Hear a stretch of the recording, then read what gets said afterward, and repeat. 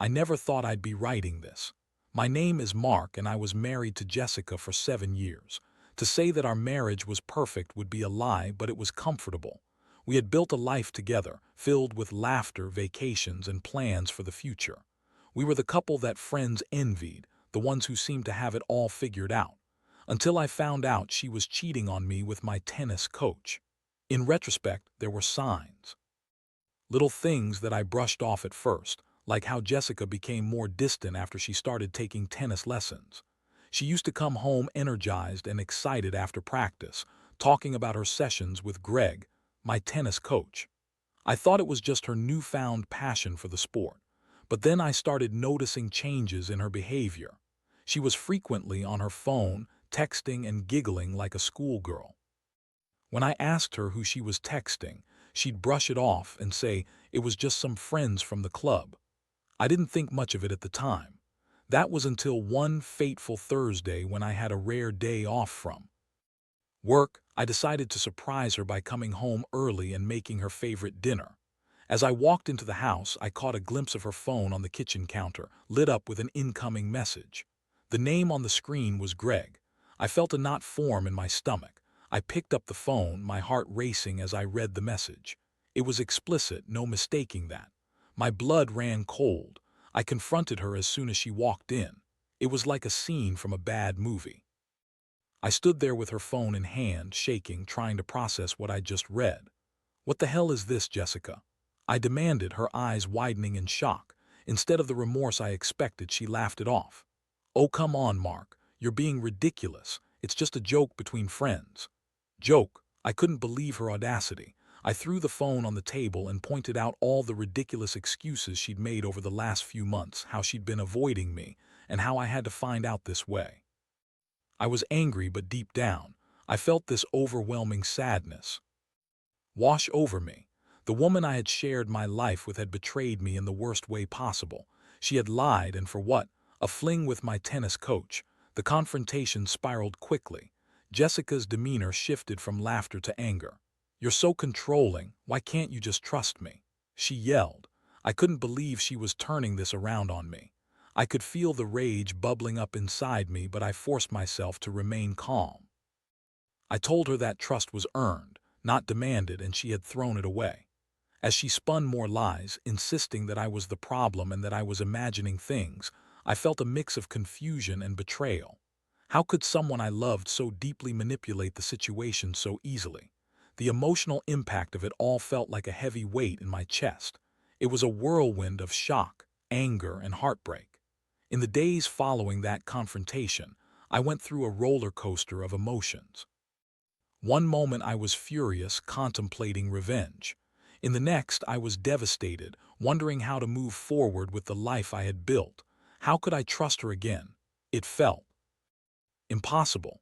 The reality of my situation sunk in like a stone, and I had to make a decision about what came next. I spent sleepless nights pondering over whether to fight for my marriage or walk away. I knew I had to take my time to figure out what was best for me. It wasn't just about the betrayal. It was about who I was as a person and what I wanted moving forward. I was determined to come out on top, but what did that really mean? Would I seek revenge, or would I work on healing? To be continued. After that explosive confrontation, the days dragged on like a painful movie stuck on repeat. I couldn't shake the feeling of betrayal that clung to me like a shadow. I went through a phase of pretending everything was fine, but inside I was a storm of confusion and hurt.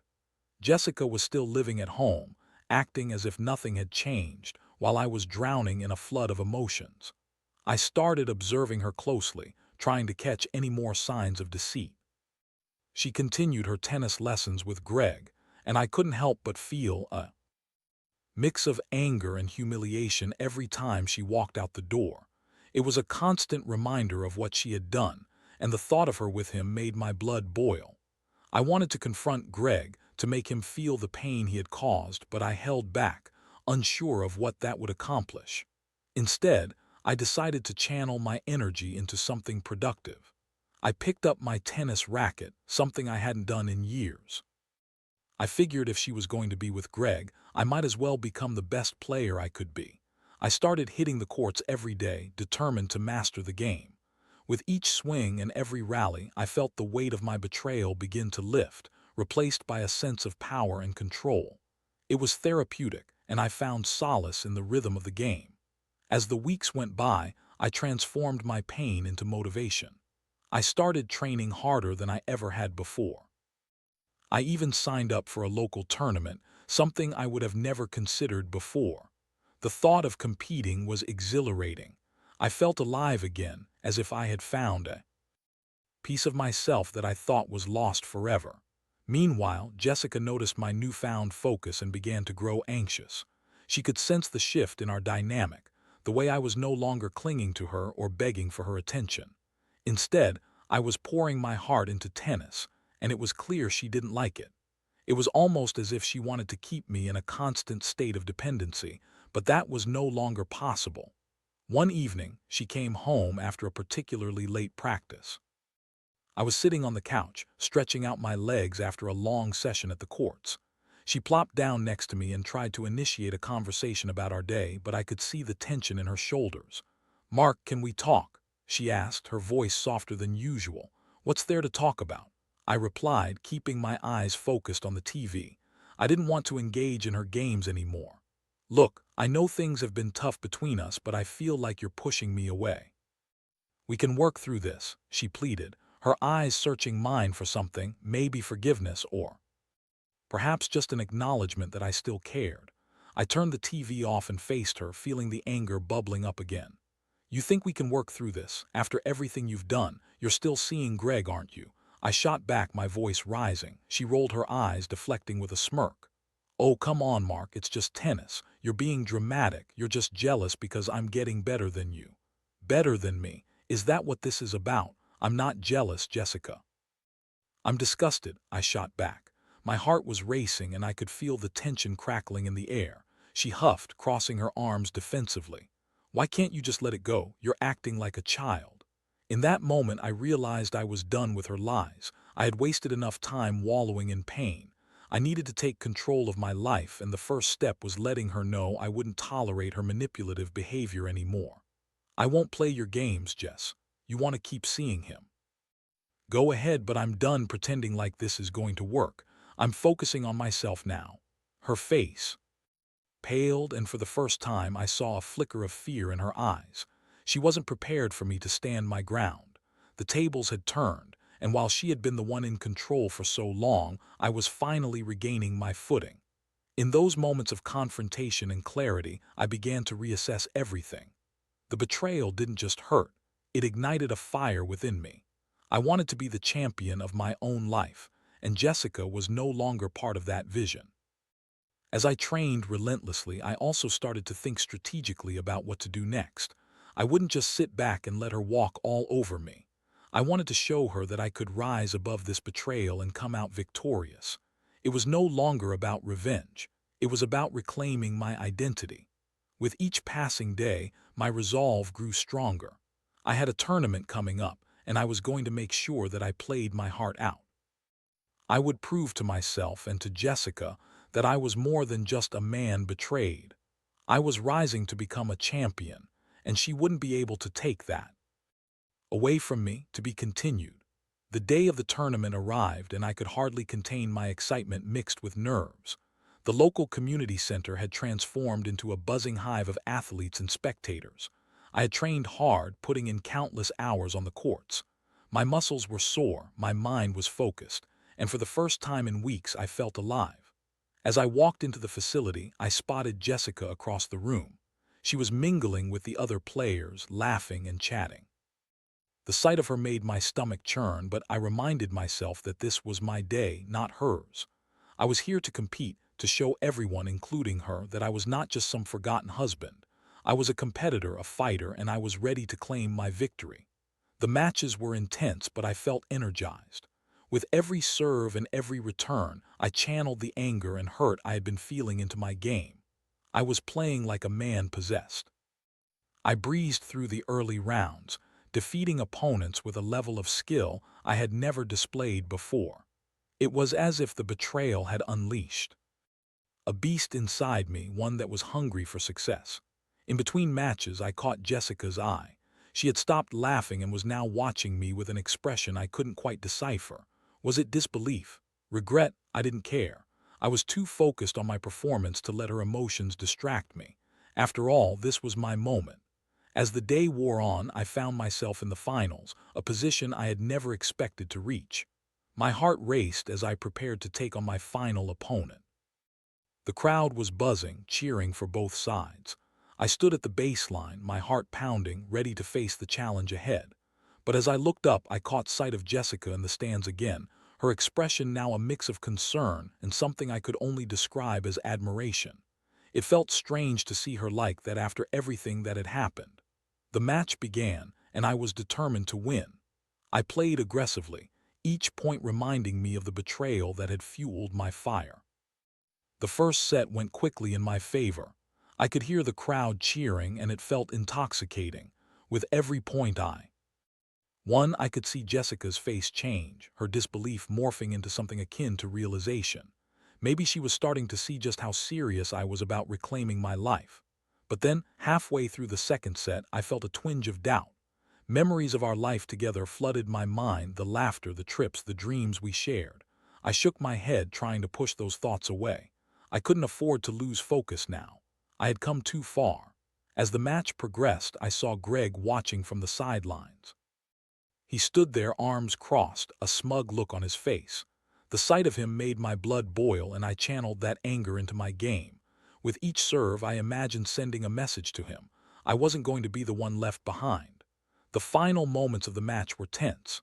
My opponent had begun to gain momentum, and I could feel the pressure mounting. 15-30, 30-40. I could see Jessica in the stands, her eyes wide, her mouth moving as she silently cheered for me.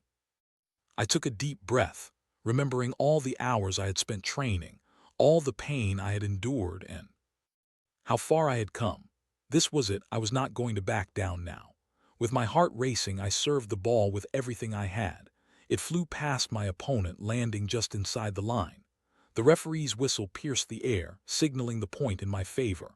The crowd erupted into cheers, and in that moment I knew I had won, not just the match, but a personal victory over my own pain.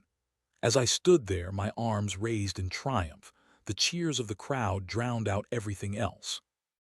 I turned to look at Jessica, who was now on her feet, clapping and smiling, a proud look on her face. It was a strange mix of emotions. I felt triumphant, yet the sight of her brought back the memories of betrayal. I walked over to her after the match, still buzzing with adrenaline. "You were amazing out there," she exclaimed, her eyes shining with excitement. I didn't respond right away. Instead, I let the moment sink in, feeling the weight of everything that had happened. "Thanks, Jess," I said finally, my tone measured. "But this isn't about you or what you think right now. This was for me." The smile faded from her face, and I could see the realization hit her. "I know, Mark, I didn't believe you could do it. I'm sorry for everything," she stammered, her voice tinged with genuine regret. I didn't want to carry her guilt or her apologies. "You know, it's not enough to just say you're sorry. You have to mean it, and you have to change," I replied, keeping my voice steady. I could see that my words were hitting home, but I didn't want to engage in a conversation that would lead us back to the same old patterns. I had come too far to fall back into that trap. As the celebration continued around me, I felt a sense of empowerment wash over me. Winning the tournament had been exhilarating, but the real victory was reclaiming my life. I didn't need Jessica to define my worth anymore. I had found that within myself through the pain and anger. That night, as I lay in bed, I reflected on everything that had happened. This wasn't the end of my journey, but rather a new beginning. I had learned that I was stronger than I thought, and I was ready to take control of my future. No longer tied to the past, I was ready to move forward, whether that meant finding a new path alone or understanding if there was a possibility for a different future with Jessica. I knew the decision wouldn't come easy, but I was prepared to face it head on. To be continued. After the tournament, life took on a different rhythm. I walked around feeling like I had shed a heavy weight. Winning that match didn't just elevate my confidence. It reminded me that I had control over my own life. But as liberating as that felt, the aftermath of my relationship with Jessica loomed large. The victory was bittersweet, and I had to confront the reality of what had happened between us. In the days following the tournament, Jessica and I had a series of conversations that were, to put it mildly, deeply uncomfortable. She wanted to talk about us, about our marriage, about the affair, about everything. I was hesitant but knew that I couldn't avoid it forever. I wasn't ready to forgive her, but I also didn't want to shut her out completely. One evening, as we sat on opposite ends of the couch, she finally gathered the courage to speak. "Mark, I need to say that I'm really sorry for what I did. I was selfish, and I've spent so much time thinking about how I hurt you. It was a mistake, and I want to fix it." Her words felt like a double-edged sword. Part of me wanted to believe her, to find a way to move past it, but another part of me was screaming for her to realize the gravity of her actions. "Jessica, you keep saying you want to fix this, but I don't even know if we can go back to how things were. Trust is gone," I replied, my voice steady but firm. She looked genuinely devastated, and for a moment I felt a flicker of compassion for her. "I understand that, Mark. I don't expect you to just forget about it. I just want a chance to prove that I can be better," she said, her eyes misty with unshed tears. Our conversation spiraled into a long discussion about our marriage, and I found myself wrestling with the emotions that had surfaced. While I had enjoyed my triumph on the court, it was clear that the heart of the matter lay in our failed relationship. I had seen glimpses of the woman I fell in love with, but I couldn't ignore the reality of who she had become. As days turned into weeks, I found myself caught in a tug-of-war between wanting to move on and contemplating if there was a path forward for us. I threw myself into training even more, using it as an escape, but I also began to consider therapy. I realized that I needed support to navigate these complicated emotions and decisions. I mentioned the idea of couples therapy to Jessica, and surprisingly, she was on board. "I think it's a good idea. I want to work through this together," she responded, her voice filled with desperation. I could hear the sincerity in her tone, and while I wasn't convinced it would heal everything, I agreed to give it a try. Our first session was enlightening, to say the least. We talked about our relationship, our communication breakdown, and the factors that led to her infidelity. The therapist guided us through exercises aimed at rebuilding trust, and I felt a mix of vulnerability and hope. It was uncomfortable, but I also felt a weight lift off my shoulders as I opened up about my feelings of betrayal and loss. Jessica, on the other hand, also laid bare her struggles. "I guess I was seeking validation in the wrong places. I've always had this fear of not being good enough, and I let it cloud my judgment," she admitted, tears streaming down her cheeks. I watched her, trying to process her words. Was this real? Was she truly remorseful? The weeks went by, and we continued our therapy sessions. They forced us to confront issues we had skirted around for years. We talked about intimacy, communication, and our individual insecurities. I had spent so long wallowing in anger that I hadn't fully realized how deeply rooted our problems were. It didn't take long for me to notice some shifts in Jessica's behavior. She started being more open about her feelings, and she worked diligently to show me that she was committed to rebuilding our relationship. I slowly felt a thawing of my own heart, though it was still guarded. One evening, after a particularly insightful therapy session, we found ourselves lying in bed together. The air was heavy with unspoken words, and I felt like a dam was about to break. "Do you think we can really make this work?" I asked, my voice shaky. "I want to, Mark. I want to be the woman you fell in love with," she replied softly, turning to face me. There was a sincerity in her eyes that I hadn't seen in a long time. "Then show me," I said, my heart pounding. "Show me you can be that person again. It's not going to be easy, and it's going to take time." She nodded, a determined look on her face. "I will. I'll do whatever it takes." As our relationship began to shift, I also found myself focused on my own growth. I continued to play tennis and even joined a local league. The sport had become a cornerstone of my identity, a place where I could channel my emotions constructively. I wanted to be not just a good player, but a champion in my own right, someone who stood strong regardless of what life threw my way. However, no matter how well things were progressing, I couldn't fully shake the feeling of betrayal. The memory of her affair loomed like a dark cloud, and I was constantly reminded that while I was moving forward, there would always be a scar on our relationship. I often found myself questioning if I could truly forgive her. Was it possible to rebuild what had been torn apart? I didn't have all the answers, but I knew that the journey ahead would require patience, understanding, and a commitment from both of us to face the uncertainty together. To be continued. As I continued to navigate this fragile new phase of our relationship, I was struck by how much I had changed since discovering Jessica's betrayal. It wasn't just my newfound confidence on the tennis court. It was deeper than that. I was learning about resilience, self-worth, and the importance of setting boundaries. Each therapy session brought us closer, but I still felt like I was walking a tightrope, balancing hope and skepticism. Jessica was putting in the effort. She attended every therapy session with me, often taking notes and reflecting on our discussions like a diligent student. I could see her trying to understand my pain, and it was both reassuring and unsettling. On one hand, I appreciated her willingness to change. On the other, I couldn't help but wonder if the changes were sustainable. Would she revert to her old habits when things got tough again?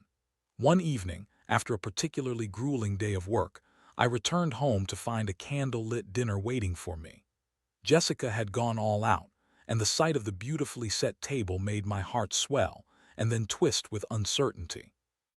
I approached the table cautiously, my mind racing with mixed emotions. "Wow, Jess, this looks amazing," I said, trying to sound enthusiastic, but I could hear the doubt creeping into my own voice. "Thank you, I wanted to do something special for us," she replied, her eyes sparkling with hope. "I know things have been tough, but I really believe we can get through this together." We sat down to eat, and Jessica began to share what she had learned about herself during our therapy sessions. Listening to her, I felt a mix of admiration and unease. There was honesty in her words, but I still had to grapple with the reality of her past. Actions. I realized that I have to be more open and communicate better. "I don't want to shut you out anymore," she said, biting her lip nervously. "I want to make sure you feel valued and appreciated." I studied her as she spoke. The effort was evident, but the question remained, could I really trust her again? "I appreciate that, Jess, but honestly, it's going to take time. I need to see consistent change," I replied, trying to keep my tone even. "I understand," she said softly. "I want to earn that trust back. I'll do whatever it takes." As we continued to eat, the conversation flowed more easily. We shared some laughs and reminisced about the early days of our relationship, moments filled with joy and excitement. I started to feel a flicker of the connection we once had, but it was quickly overshadowed by the reality of our situation. After dinner, we settled on the couch to watch a movie. As the film played, I caught myself drifting in and out of focus, my mind racing through thoughts. Jessica's presence was comforting, yet I couldn't shake the feeling that something was still lingering in the air between us. It was then that I decided it was time to address the elephant in the room. "Can we talk about Greg?" I finally asked, my heart pounding as I did. She turned and looked at me, her expression shifting from relaxed to tense. "Mark, No, hear me out," I interrupted gently. "I need to know that you're really committed to this. What happened with him was more than just a mistake, it was a breach of trust. I want to understand how you plan to avoid falling into that trap again." "I've thought about him a lot," she admitted, her voice trembling. "I realized that it was never about him. It was about me not being able to appreciate what I had. I was seeking validation, and I know that's not an excuse. It was selfish and stupid. I need you to understand why that hurts so much," I said, trying to keep my emotions in check. "It's not just about the affair, it's about how it made me feel, like I wasn't good enough, like I didn't matter." Jessica nodded, her eyes glistening with tears. "I know I can't change what I did, but I want to prove to you that I can change for the better. I don't want to lose you, Mark." Her vulnerability tugged at my heartstrings, and I felt a flicker of hope. "I want to believe you, but it's going to take time. I need to see consistent actions that support your words," I replied, my tone softening. We talked late into the night about boundaries, trust, and the future we both wanted to build. It was cathartic, yet exhausting. I knew this process would be long and challenging, but I was finally seeing a glimmer of what our relationship could become if we both committed to change. As the weeks rolled on, I continued to pursue my tennis and the team I had joined. It became my sanctuary, a place where I felt in control and empowered. I found myself growing as a player, and my teammates encouraged me. They saw my dedication and passion, and it fueled my desire to keep improving. Meanwhile, Jessica was doing her part, too, making an effort to communicate openly and to understand the nuances of our relationship. She started to attend her own individual therapy sessions, which I hoped would give her the tools to address her personal issues. But just as I felt like we were making progress, a moment came crashing down on my fragile sense of stability. One Friday evening, I received a call from a mutual friend who wanted to meet up. I agreed, thinking it was just a casual catch-up. When I arrived at the coffee shop, I was taken aback to see Jessica sitting across from Greg. My heart dropped into my stomach. It was as if the air was sucked out of the room. "Mark," Jessica exclaimed, clearly surprised. "I didn't know you'd be here." "What's going on, Jessica?" I asked, my voice steady but my insides were churning. "Greg wanted to apologize for everything. We thought it would be good for you to be here," she said, her eyes darting nervously between us. I couldn't believe what I was hearing. Apologize after everything. "I don't need this," I said, feeling anger bubble up within me. "You should have told me." "Mark, please just hear him out," Jessica pleaded, looking genuinely distressed. "Why now? Why should I trust either of you?" I shot back, my patience wearing thin. Greg opened his mouth to speak, but I held up my hand. "I don't want to hear it. I'm not interested in your apologies or excuses. You've already done enough damage." The atmosphere was thick with tension, and I could see Jessica's face pale. She reached for my hand, but I pulled away. "Don't, just don't." I was done playing games. Taking a deep breath, I turned on my heel and walked out of the coffee shop, my heart racing. I felt the walls closing in around me. How could she put me in that position? This was the last thing I needed, and the frustration boiled over. That night at home, I threw myself into training, trying to shake off the anger and confusion. But despite the physical exertion, I couldn't clear my mind. The scene at the coffee shop replayed over and over, and I felt the foundation of our progress begin to crumble. I knew I had to confront both Jessica and Greg again, but this time it would be different. I wasn't prepared to let their actions dictate my emotions or my future. I was tired of being put in situations that made me question my worth. I was stronger than this, and it was time to reclaim my narrative once and for all. To be continued. That night, sleep eluded me. I tossed and turned, my mind racing with thoughts of betrayal, anger, and the uncertain future that lay ahead. I could still hear Jessica's voice pleading with me to give Greg a chance, to hear him out, and it made my skin crawl. I had fought too hard to reclaim my sense of self to let this situation undermine my progress. The next day, I called Jessica and told her we needed to talk. She arrived home looking anxious, and I could see the worry etched on her face. I knew she felt the tension from my earlier reaction, and I wasn't sure how I would handle this conversation. "We need to set some boundaries, Jess," I began, my voice steady but firm. "I can't move forward with you if you're still connected to him. I want you to recognize what this is doing to our relationship. I can't be put in that position again." Her eyes widened, and for a moment she looked like she might protest, but then she took a deep breath and I could see her processing my words. "You're right. I understand that this is hard for you and I shouldn't have put you in that situation. I will cut ties with him for good. I want to focus on us." "Good. I need to hear you say it," I said, watching her closely. "You need to let him know that you're committed to saving our marriage and that you won't be communicating with him anymore." "I will. I promise," she replied, her voice steady. "I'll send a message right now." As she pulled out her phone, I felt the weight of the moment. I still had reservations, but I could see that she was taking this seriously. She composed a text right in front of me, and I held my breath, waiting to see what she would say. "Hey Greg, I just wanted to let you know that I can't see you anymore. Mark and I are working on our marriage, and I need to focus on that. I hope you can respect my decision." She hit send, and a wave of relief washed over me. It was a small but significant step in the right direction. "Thank you," I said, my voice softer now.